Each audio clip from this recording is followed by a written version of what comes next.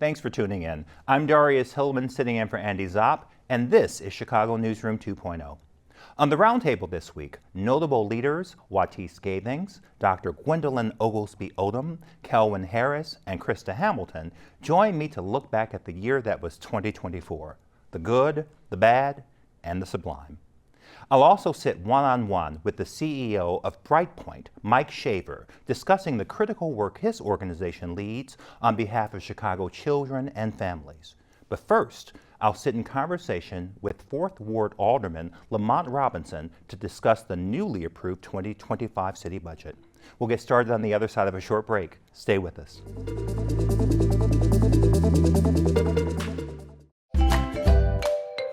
Hi, I'm Bianca Cotton. Join me Mondays at 7 p.m. for Behind the Confident Smile as I sit in conversation with incredible, dynamic, and complex Chicagoans who peel back the layers, living lessons, the joy, and the pain behind their confident smiles. You can watch on CanTV 19, cantv.org, and CanTV Plus app. Hi, I'm Robin Robinson, ready for the premiere of In Other News. I'll be sitting in conversation and community with former Chicago Police Superintendent Eddie Johnson. Hear his story in his own words. I made an error in judgment. Don't miss the premiere of In Other News on CanTV, cable channel 19, or stream live on cantv.org or on the CanTV Plus app. Hyperlocal news and critical analysis. Experience the power of community television. Hi, I'm financial expert Tamara Durbin. On the season premiere of In the Money, we'll talk about getting back to the basics of money management with my guests Cliff Goings and James Morris. Join the conversation at 7 p.m. exclusively on CanTV Cable Channel 19 or stream live on cantv.org or on the CanTV Plus app. Elevated conversation and storytelling. Experience the power of community television.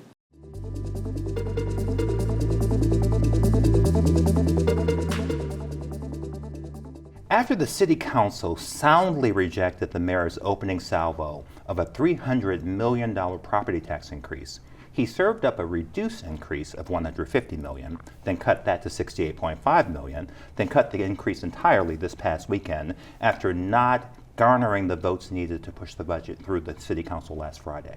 During Monday's City Council meeting, the mayor secured final approval of his $17.1 billion budget by a close shave vote of 27 to 23.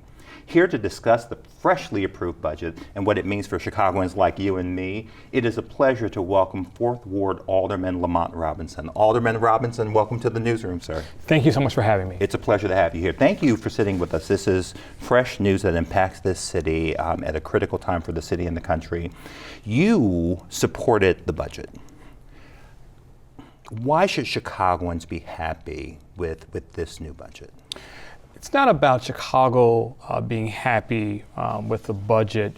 It is about the work that we have to do to make sure that we continue to provide service to the constituents of the city of Chicago. And that's what we did on yesterday. We had to pass a budget to make sure that the city continues to move forward. Got it. And the budget began with the first version. I think this was the fourth that was ultimately approved. The first version had a $300 million property tax increase. 2nd Ward Alderman Brian Hopkins said that the budget that was approved yesterday, by removing increase for property tax, simply delayed an inevitable tax increase because of the lack of structural savings. Do you agree with that assessment? There's some truth to that. Okay. There's certainly more work to do. I look forward to working with my colleagues, Alderman Brian Hopkins and others, in the new year, because we're going to be back to where we were on yesterday. Mm-hmm. We have more work to do, and my hope is that in January we will start going through this tedious process. Okay.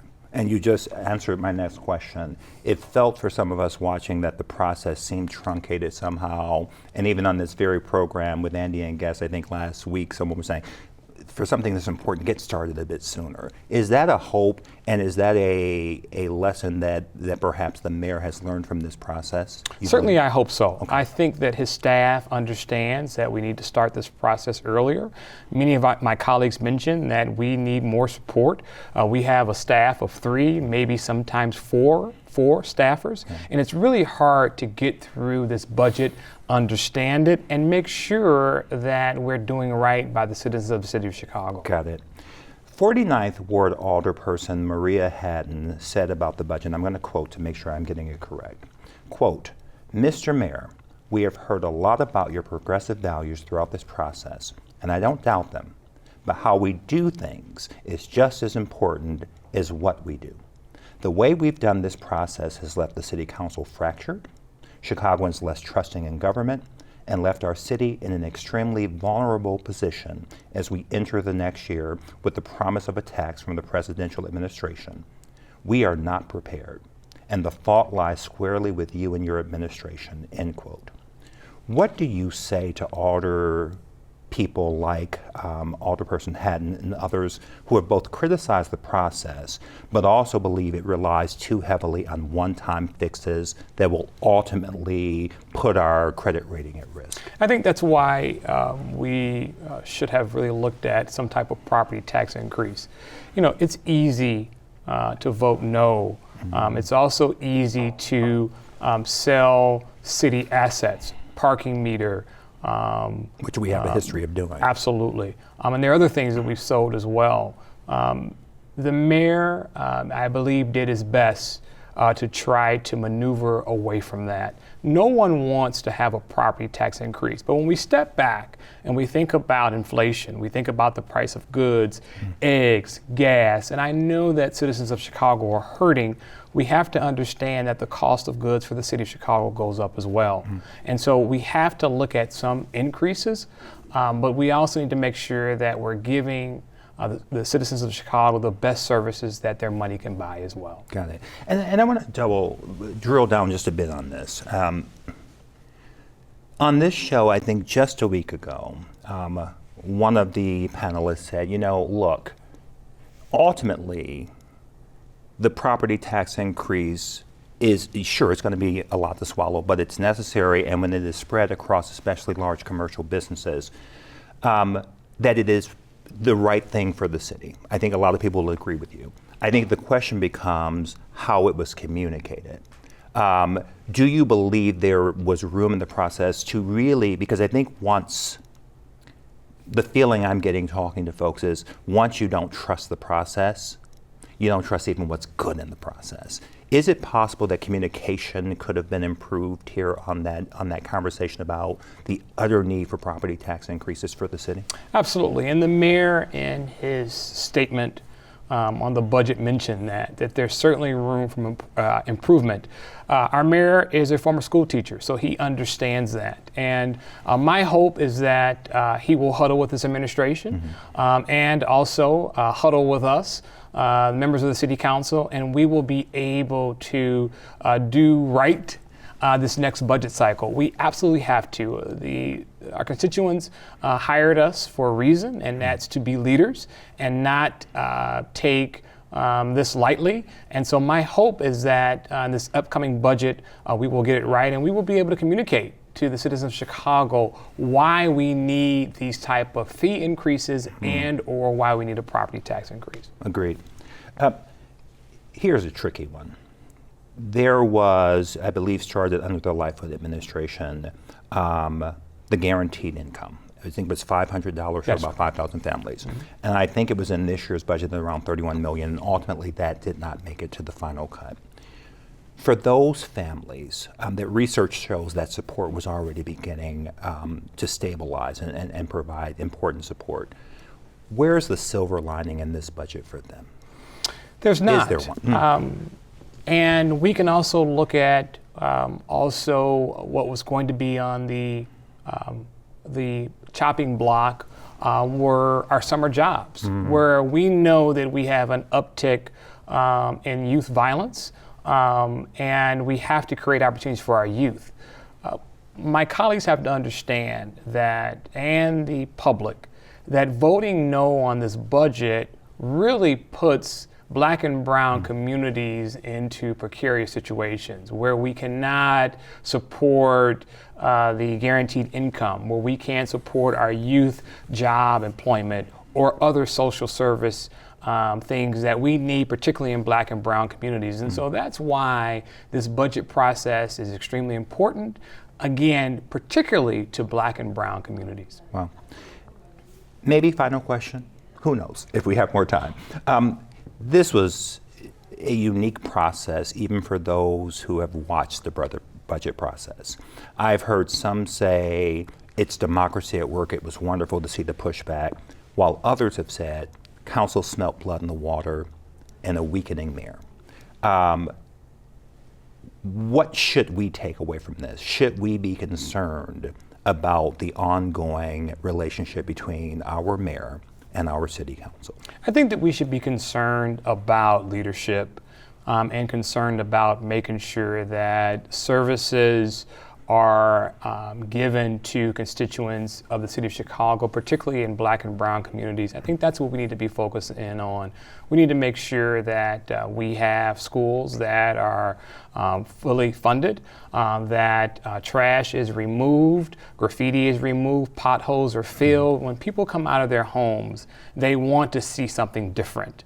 And that is what I've been working with administration on, that we should be no different. We should bring in a new day in the city of Chicago, and that when people come out of their homes, they should see something different. But that is going to cost. And so we have to be able to share with folks why we're looking at fees and why we're looking at property tax increases. And that involves, is it fair to say, better and improved sense of collaboration and transparency and communication between the executive and legislative? Both. Okay. We both have to do our part. That is why our constituency voted us in. We have to be leaders on both sides of the fence. And so my hope is that in the new year, we'll be able to come together and make our constituents proud. Fair enough. I have a final question before Lucas, our floor director, screams in my ear, or just screams at me. I remember standing in this studio the night after the general election for the city. And your name popped up and I saw the photo and I went, oh, that's the next generation. That's young. You're about 42, I believe? Absolutely. Okay.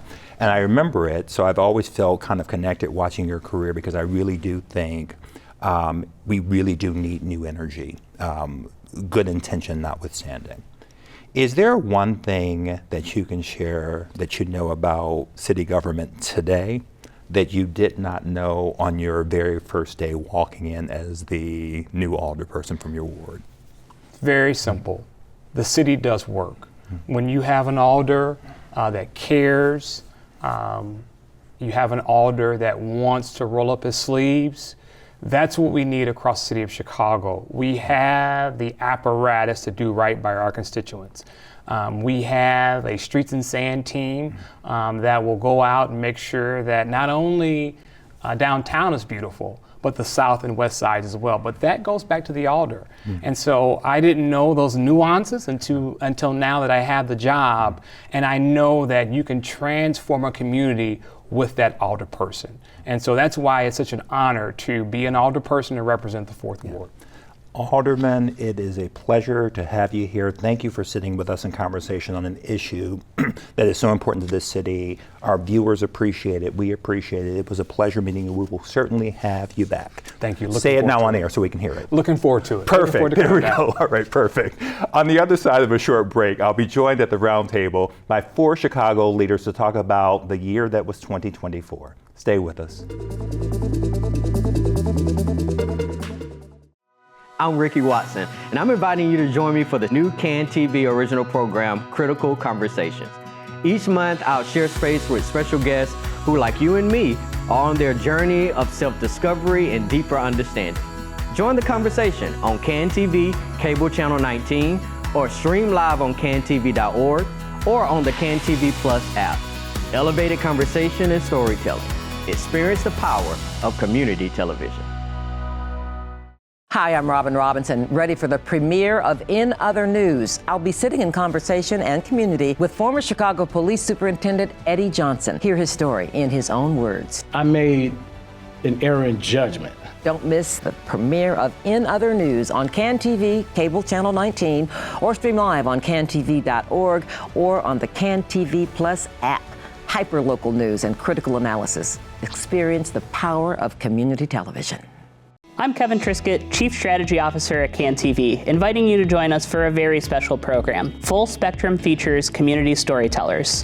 Enjoy 2 powerful short stories, followed by a kitchen table conversation with the creative teams behind the art. Join us exclusively on CAN TV, cable channel 19, streaming live on cantv.org and the CAN TV Plus app. Elevated conversation and storytelling. Experience the power of community television.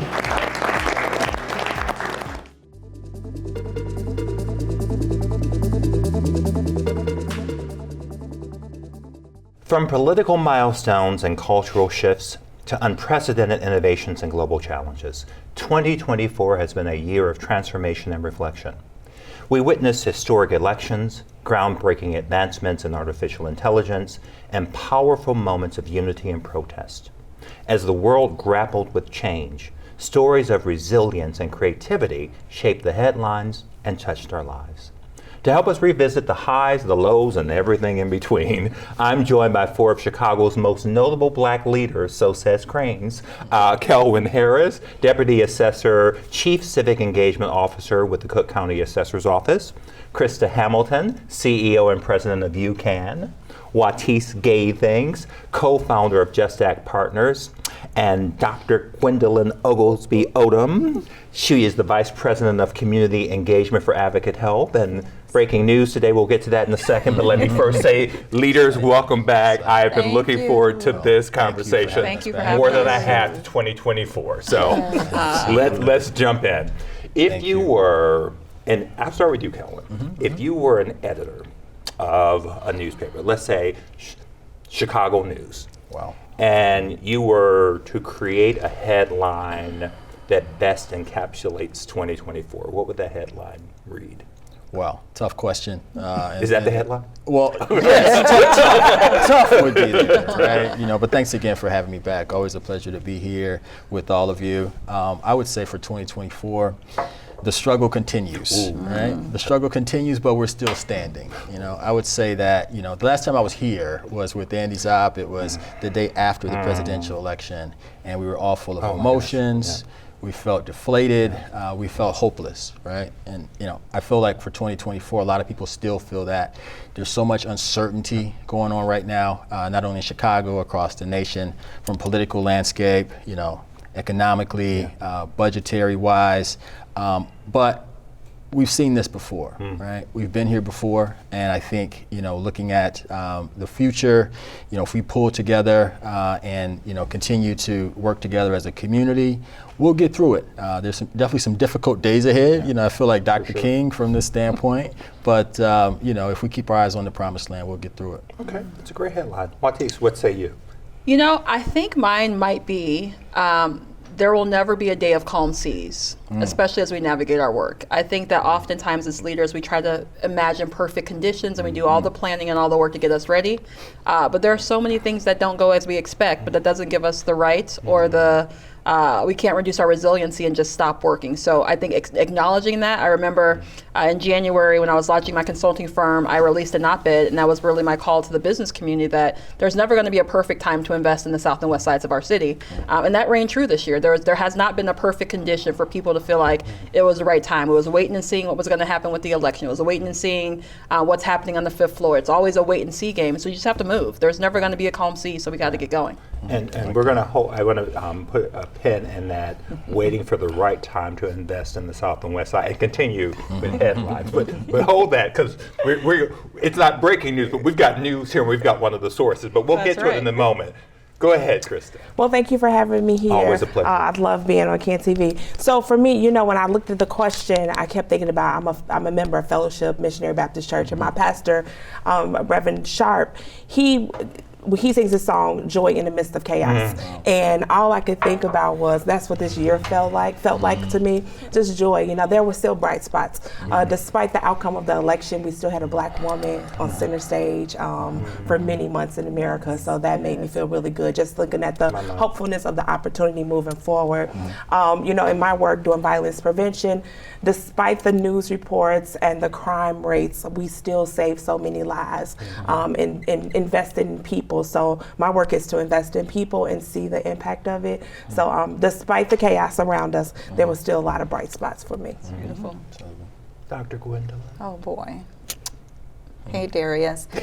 I think for me the headline is the key word in impossible is possible.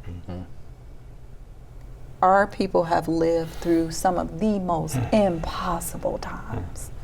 We come from that lineage. So no matter what we see in front of us, all things are possible. The key word in impossible is possible. And then right next to that fantastic headline would be mine, America chose chaos. But well, since you're here, Dr. Gwendolyn, it's been a busy morning. This morning, I was minding my own Black business, preparing for this fantastic day, and a press release popped across my virtual desk, and it talked about Advocate Health and a listening tour and having real conversations. But what hit me the most, I'm going to let you talk about it, because I think when we talk about some of the top headlines of 2024 for Chicago specifically, and what is likely going to be one of the tops in 25, this story covers both. Do you want to fill in the blanks on that headline, on that press release I saw, and what happened today? So today, Advocate Health announced that we will be investing $1 billion, and that was a B, not an M. $1 billion in healthcare on the south side of Chicago. Over the last 9 months, we hosted 21 listening sessions in the community, understanding specifically what does the community need to be healthy? What does the community want? And we wanted to co-create a model of care that really focused on giving this community what they need. In Chicago, the life expectancy on the south side of Chicago as opposed to the north side of Chicago is a 30-year difference. My goodness. It is the worst in the country. Our organization, along with our community partners, community leaders, our political leaders, we're committed to reducing that. We are going to disrupt the root causes of that. And that starts with this $1 billion investment. $300 million hospital, state of the art on the south side of Chicago.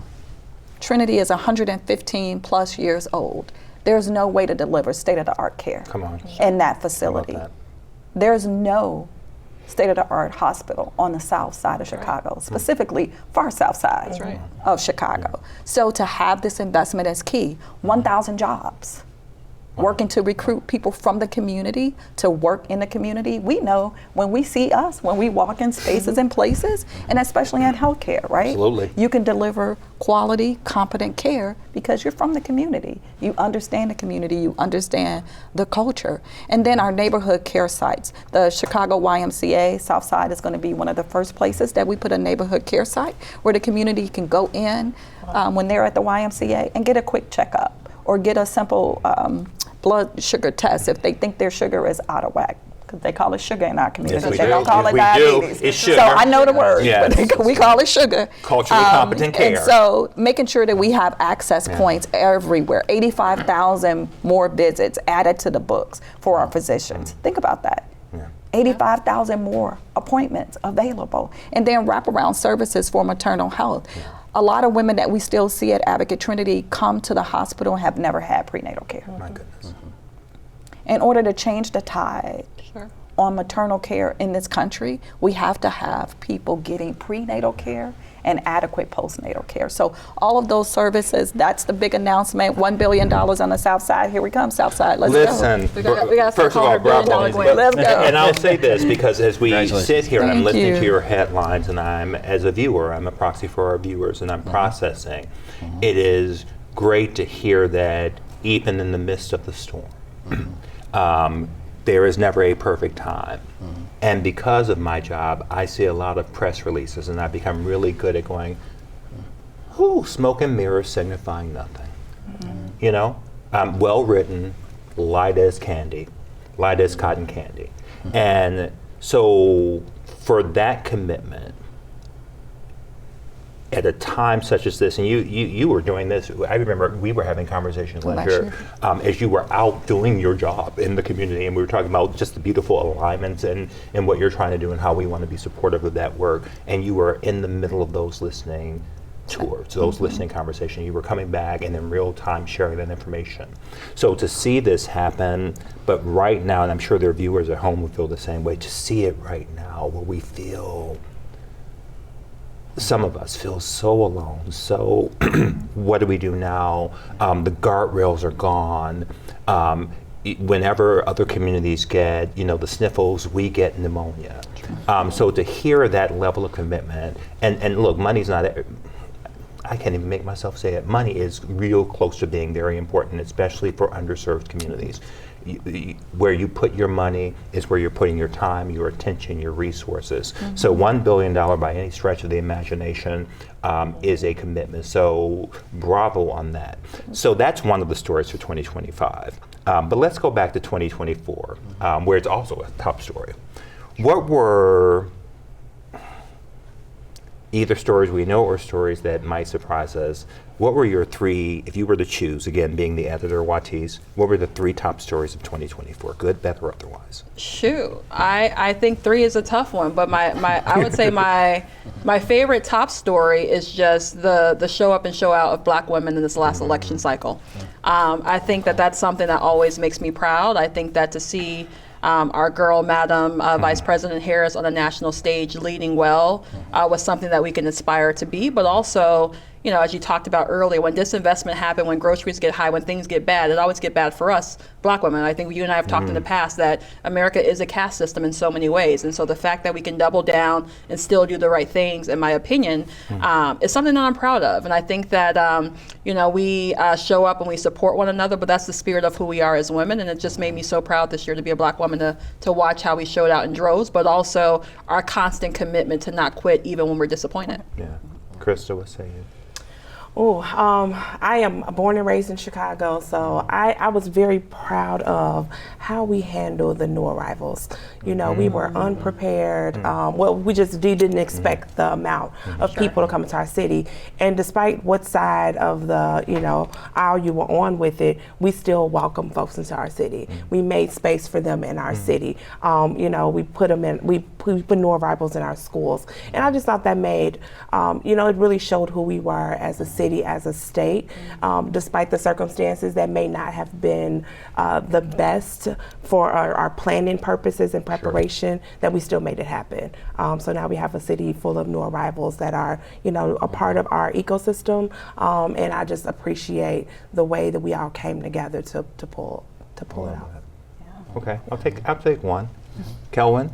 I want to build on what Juatise said. I think it was the year of the Black woman, right? And I think, beyond even politics. Thank you, good brother.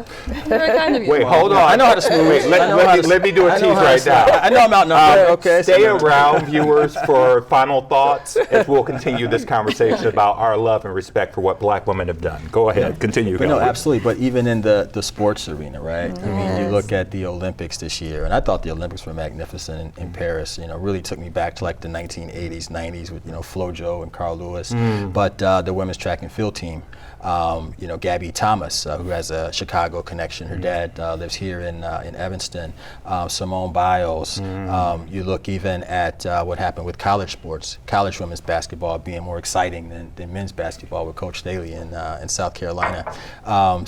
Even locally, I'm one of those people late to the bandwagon with the Chicago Sky. Went to my first Chicago Sky game in 2024. Okay, but tremendous game. Angel Reese, just looking at all the excitement. I mean, far outshining the men this year. Being led by a Black woman. Led by a Black woman as well. So on so many levels, Black women really, for all the political disappointments, things like that. It was great to just kind of see that in the forefront. Dr. Gwendolyn, outside of Advocate Health, what's your top story for 2024? What do you think? What resonates with you? GLP-1s and how we're going to fight obesity. it was first used for diabetes. I love this panel. And now we see such a downward tick in obesity because so many people are now on GLP-1s.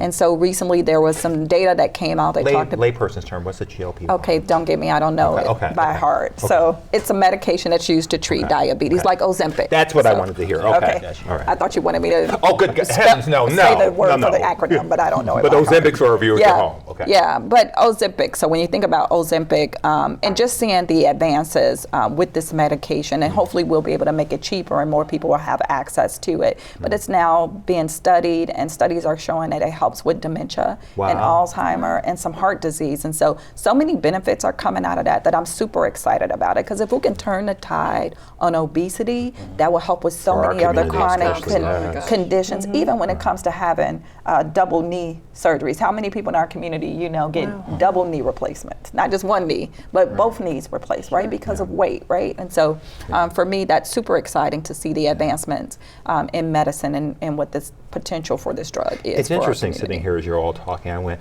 my goodness, we had a year. Some of these things that were not even top of mind for me, we've had a year. We never have enough time, but let me ask this. Putting back on your editor's caps, Time Magazine made its choice for the person of the year. I'm just going to leave it there. I'm just going to sit it there. Please do. I'm going to give you a chance to give them a redo. If you were the editor with final say, who would be the person of the year? I already think I know the answer, but go ahead and say it. It has to be no other than my girl Kamala There it Harris. is. That's what I was going to say too. Okay, we got two. Krista, three. what say That's a you? three. Okay, that's three. Yeah, I would say her as well, right? But I would also, so that story, so there was a lot of controversy around, Trump being the person of the year, man of the year. What was more exciting to me, though, was the 2024 Kid of the Year. Young Ethiopian American named Heman, I'm going to butcher his name, Heman Bakela, right? So you talk about healthcare. He invented a soap that helps to fight skin cancer. The active ingredient stays on even when you wash the suds off. And he's won all these awards. 15 years old, Time Kid of the Year. So yes, Kamala Harris, but also I would elevate that young brother, Thank you for that. as well. We want conversations to be honest, but also give hope, and you all are giving me hope. Do you do New Year's resolutions? I don't, because I can never stick to them. How about that? How about this instead? Yeah. Do you have a mantra to describe how you plan to move in the new year? Yep, and the mantra is, it's not happening to me, it is happening for me. Come on. Nothing can happen to me. All things are for us to learn. This is Earth School. We're here to learn. And so in this school, it's not happening to me, it's happening for me. Okay. Krista? For me, next year is going to be about intentional steps, whether slowly or quickly. Just being very intentional about how I move, understanding the shift in dynamics and funding and all these things that are work related. I still need to get it done. Understood. Amen. Love that. Amen. Juatise? I've decided I'm going to be resolved in my faith in the new year. And as Krista mentioned earlier, I'm going to have joy in the midst of chaos. Come on. And wake up and put it on every single day. And that's just a deliberate choice. I think that we have a lot of uncharted territory coming up, but you got to be resolved about it. Love that. Kelwin?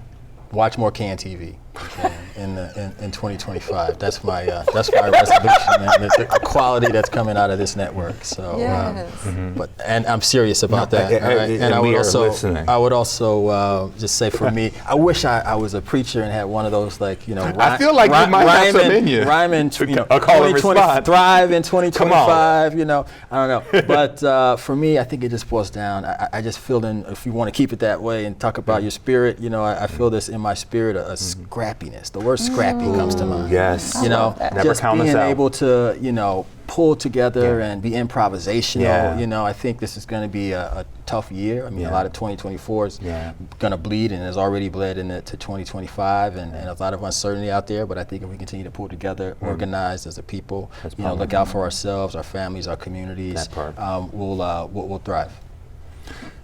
You won. You all are always, I know you all outside of our time here, it is always a treat for me to watch you come in your roles as leaders in this third largest city in the country, but people who bring me joy, who check in on me, new friends, older friends, and somewhere in between. But I am always, and I know our viewers are always better for time spent with you all, and I mean that. I'm so glad that this is our final news show of the year and that we get to end it with you all and talk about something so incredible for the city that you are leading, helping to lead, my sister. So thank you all very much. Thank you. Let me do final. Dr. Gwendolyn Oglesby-Odom, Christa Hamilton, Juatise Gathings, Kelwin Harris. Thank you all for being with us. You know you'll be back next year, so I'm not even going to ask for your permission. The invites are coming. We'll be right back with a bonus one-on-one segment with Mike Shaver, the CEO of a leading Chicago human services agency called Brightpoint. Stay with us.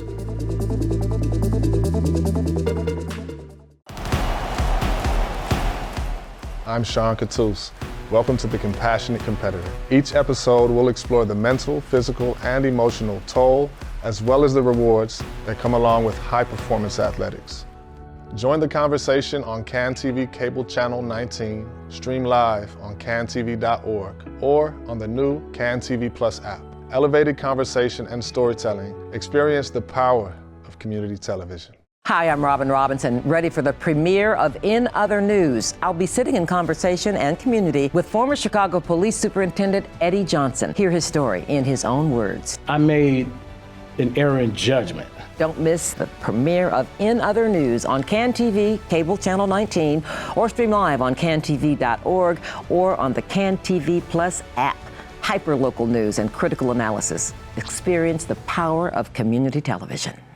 Hi, I'm financial expert Tamara Durbin. On the season premiere of In the Money, we'll talk about getting back to the basics of money management with my guests Cliff Goings and James Morris. Join the conversation at 7 p.m. exclusively on CAN-TV Cable Channel 19 or stream live on cantv.org or on the CAN-TV Plus app. Elevated conversation and storytelling.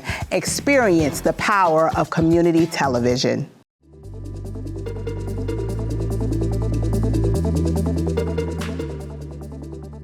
Established in 1883, Brightpoint, formerly known as Children's Home and Aid, works to not only find families for children, but strengthen those families through an array of holistic supports that help them to not only survive, but thrive.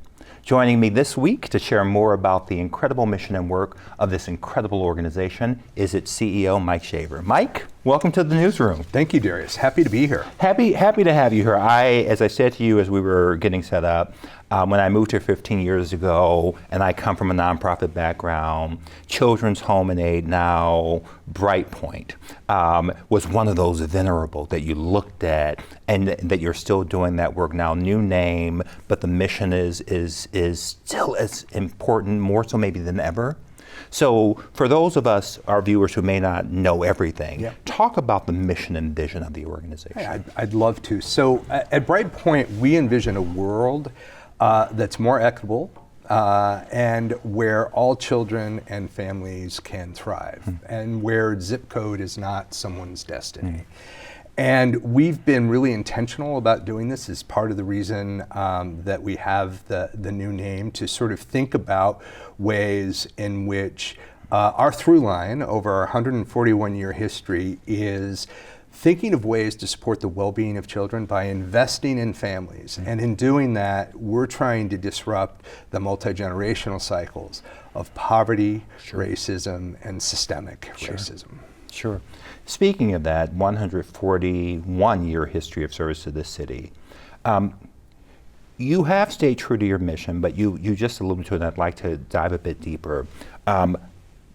The mission is unchanged, but how you support the 21st century needs of Chicagoans is different. Talk about some of the ways in this day and age right now where we stand collectively that you support families.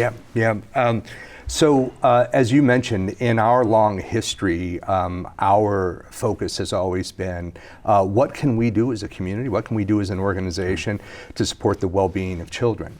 One of the things that we have learned in our 141-year history is that there is a key to ensuring that work has meaning and actually changes life trajectories. And that is this idea of how do you invest in families? How do you invest in a family's capacity to be the first teacher of their child, to meet those needs? And how do you do it in ways that also strengthen the community? Because we at our organization like to talk about the triple aim, right? If we want children that thrive, we need families that thrive, and they need to be in communities that are strong. And so for us, what we're a lot more intentional about today is thinking about a no wrong door approach to meeting the needs of families in some of the most challenging communities, not only in Chicago, but across the state. We're actually a statewide organization. So I think the shift for us has been to really relentlessly question ourselves about what is it that the families we work with need, and how do we get them those needs met, as opposed to what has historically been the case, which is we'll provide you what we have. And that's one of the reasons. Yes, exactly. That's a big shift for us. We have many decades of experience. We were one of the first champions going all the way back to 1909. There was a convening in the White House. It was the convening on the dependent child. And we were one of the leading organizations saying children should not be raised in institutions. Children who cannot be cared for by their families cannot be raised in institutions. We need to find families for these children. And 141 years later, we're saying too many children can't remain with their families because of neglect, which is really poverty. How do we meet the needs of those families so that children can be cared for by their families? And for an organization that spent more than a century in what we think of as foster care, that's a profound shift for us. And I want to drill down a bit more on that, because it really is, which is why I'll just say, in my humble opinion, why the organization remains so important and so viable 141 years later.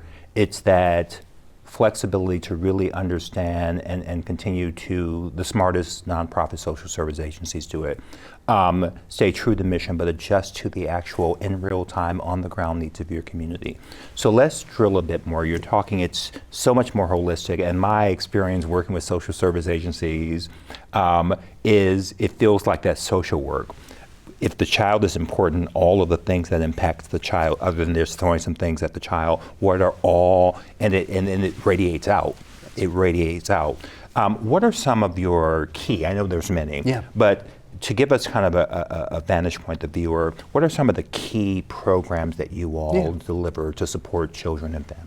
Yeah, so we really think about the work that we do in our organization along 4 core areas. Early childhood education, behavioral health and wellness, child welfare, and youth services. And let's just talk about early childhood education. We do a full continuum there.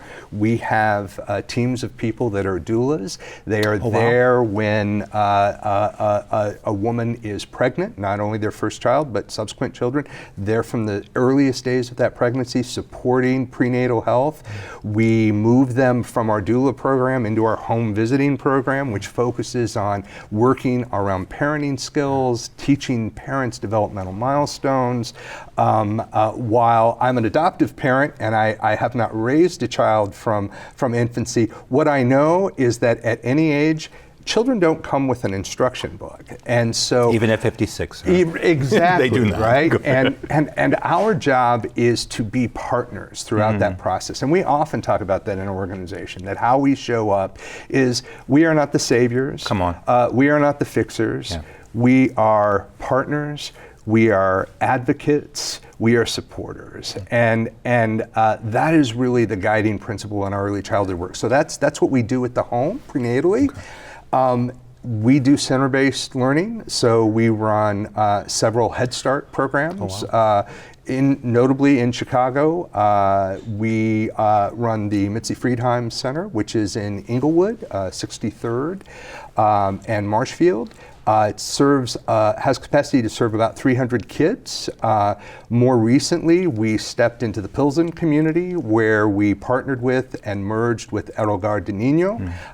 It has been a phenomenal transformation for our organization because we had seen that the fastest growing population that we were serving everywhere in the state, not just in Chicago, were Latino. We're in the Latino community. And so to partner with another storied, well-known partner in that community to serve about 400 kids every year is phenomenal. We do it in the Cook County suburbs as well, where we run three centers. In the behavioral health and wellness space, our focus has largely been meeting the needs in Chicago of young people in schools. We do school-based behavioral health. We also do Choose to Change, which is a well-known violence prevention program. We are the behavioral health partners. Oh, wow. We partner with youth advocate programs. They do the on-the-ground mentoring, and our job is to provide an evidence-based clinical intervention to teach young people to make better choices. The University of Chicago just published findings showing that after 8 years of running the program, that they continue to see the same reductions in violence and risky behavior long-term for this program. So it's something, for an issue that is of such great importance in the city of Chicago. And for us, that's why behavioral health is so important to us, is because we do see it as a preventative program. We do see it as something, if more readily accessed, makes a profound difference for families and for kids. Absolutely. In the child welfare space, we do everything from keeping kids out of the foster care system by working with families, helping them manage some of those difficulties so that that doesn't have to be a reality for those kids. When it's necessary, we recruit, support, and train foster parents who are there to partner with those families and either work to get them back home or sometimes work to get them adopted by relatives, put them in guardianship positions, but just to put that child in a place where they can grow and thrive. And last but certainly not least, in the youth services space, particularly here in Chicago, we've been focused not only on school-based behavioral health, which is part of a youth serving program, but also youth employment during the summer, something we have done in partnership with the city of Chicago. So our long storied mantra has been going where the need is greatest. And as a multi-service agency, we really try to step up and meet the needs that communities say they need from Brightpoint. Mike, I could sit here and talk to you. Seriously, I love this show, the conversations we're having. It's important work. You all are clearly doing it well. Your passion shows. I could talk for another hour, which means we need to invite you back because I've got tons more questions. I'm sure our viewers do. But for now, for this first part of our ongoing conversations, how can our viewers at home learn more about the programs and services? So would love to have the viewers visit us at www.brightpoint.org. It's a great place to understand where we're at, where we're doing the work. I'd also encourage viewers, we play a big role in the advocacy and innovation space. We have something called the Alquist Center.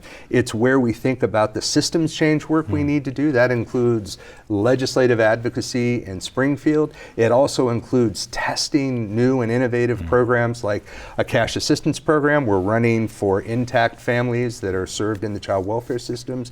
Those are places where people who really want to be forward-looking can go and learn more about us and the work that we're doing. You're coming back. That's that. Happy holidays. Thank you for this, and thank you sincerely for the work that you and your incredible team are doing at Brightpoint. The city's better for having you. Thank you, Darrious. Stay with us. I'll be right back with some final thoughts on the other side of a short break.